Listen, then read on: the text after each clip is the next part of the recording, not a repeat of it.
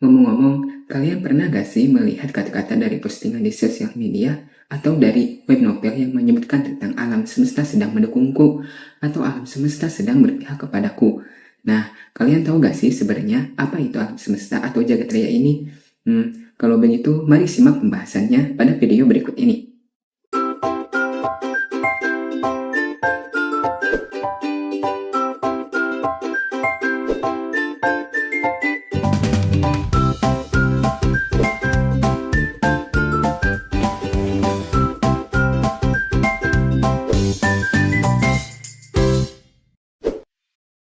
Assalamualaikum warahmatullahi wabarakatuh. Perkenalkan, nama Bapak adalah Muhammad Denda. Bagaimana kabar kalian anak-anak? Oh, alhamdulillah ya, semuanya pada sehat-sehat saja. Dan berarti semuanya hari ini pada hadir ya. Syukur kalau semuanya dapat hadir dalam pertemuan kali ini. Sebelum memulai pelajaran, alangkah baiknya kita bersama-sama untuk berdoa terlebih dahulu sesuai dengan kepercayaan masing-masing. Berdoa dimulai.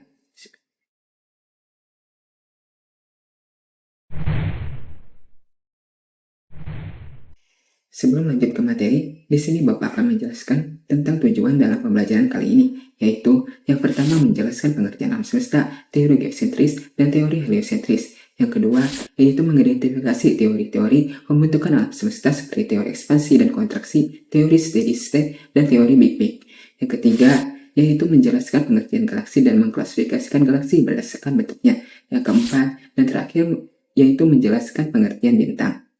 Sebelum membahas definisi alam semesta, coba menurut kalian alam semesta atau jagat raya itu apa sih?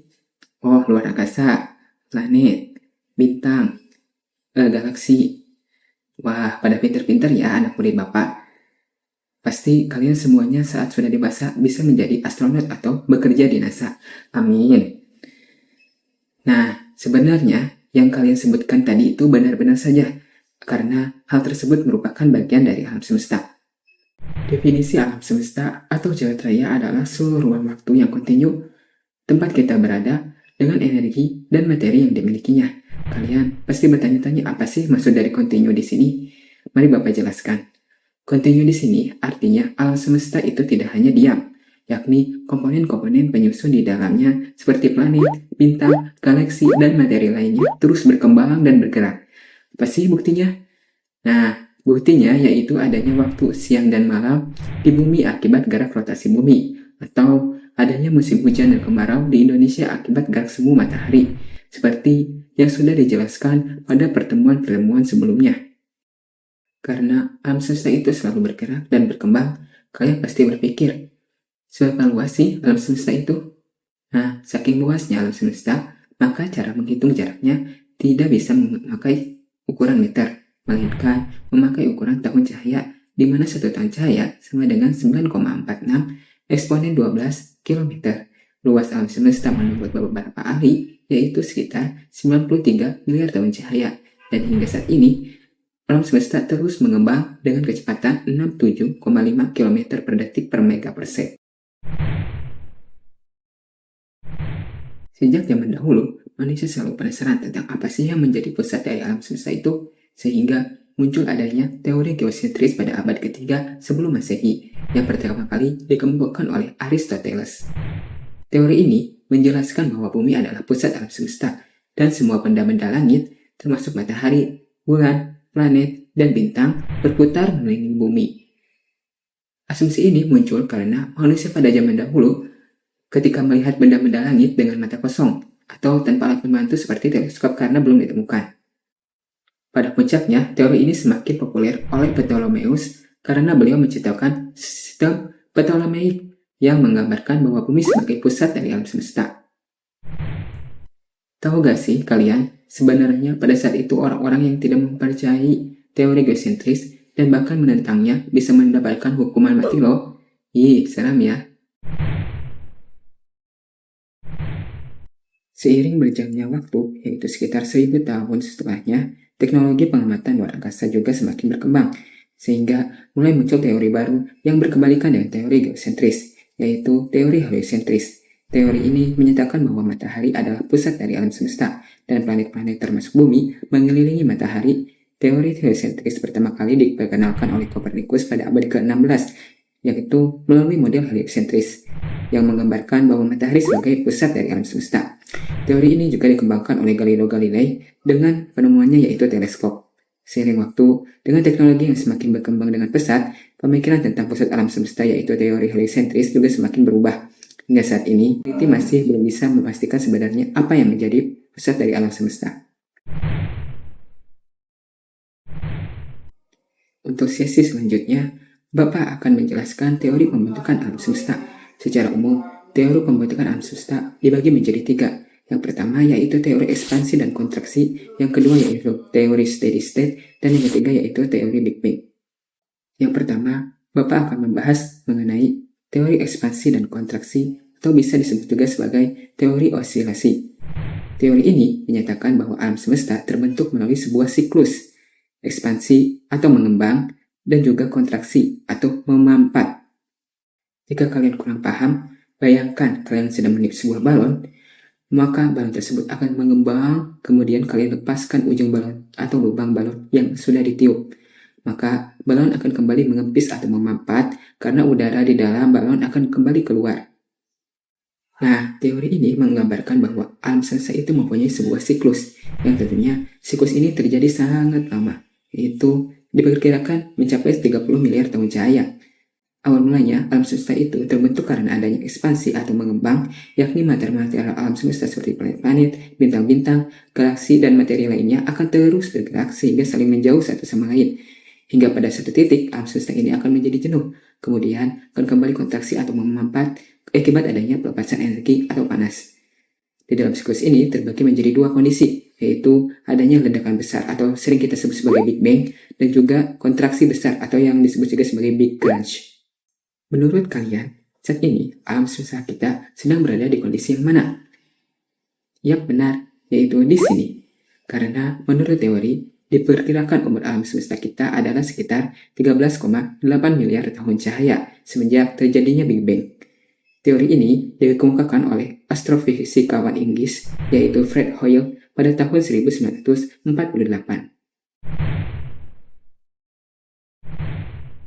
Teori yang kedua yaitu teori steady state atau teori keadaan tetap. Teori ini menyatakan bahwa alam semesta bersifat tetap atau tidak berubah dan tidak memiliki awal maupun akhir.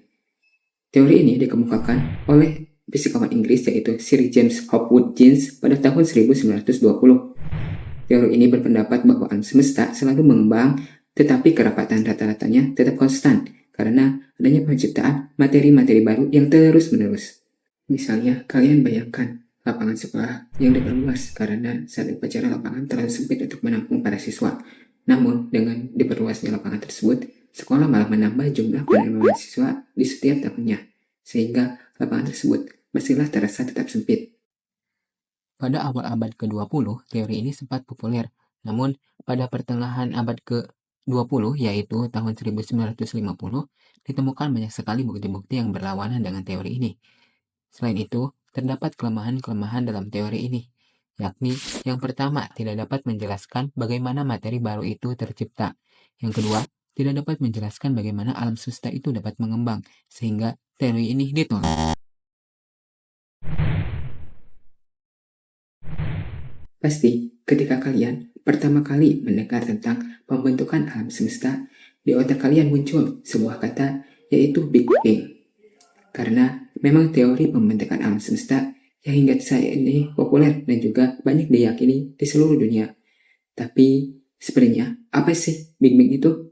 Berdasarkan definisi, Big Bang adalah teori yang menyatakan bahwa alam semesta kita berasal dari suatu ledakan yang sangat besar yang terjadi sekitar 13,8 miliar tahun yang lalu. Pada saat itu, alam semesta berada dalam keadaan yang sangat padat dan panas.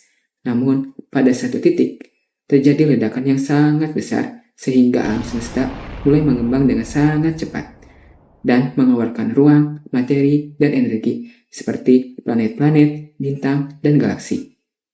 Jika kalian masih kurang paham, coba kalian bayangkan ada sebuah balon dan diibaratkan bahwa balon tersebut sebagai alam semesta. Kemudian, balon tersebut diisi dengan tepung atau bedak yang diibaratkan sebagai ruang, materi, dan energi. Lalu, kalian tiup balon tersebut secara terus-menerus hingga balon tersebut meledak. Maka, tepung atau bedak yang ada di dalam balon akan berhamburan ke segala arah. Nah, itulah yang dimaksud dengan teori Big Bang. Jadi, kalian sudah paham kan?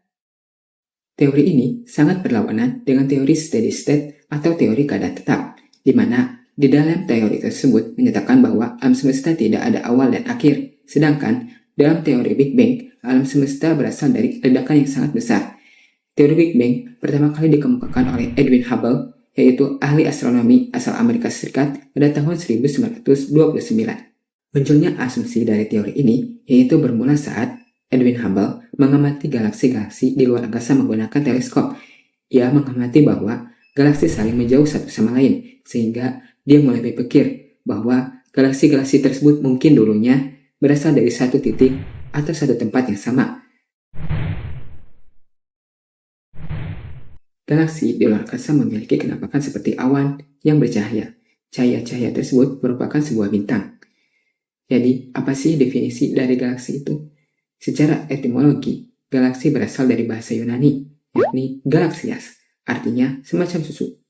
Namun, galaksi juga dapat didefinisikan bahwa galaksi merupakan sistem masif yang terikat oleh gaya gravitasi, terdiri dari bintang-bintang termasuk bentuk-bentuk lain seperti bintang neutron dan lubang hitam, gas, debu antar bintang, serta materi gelap.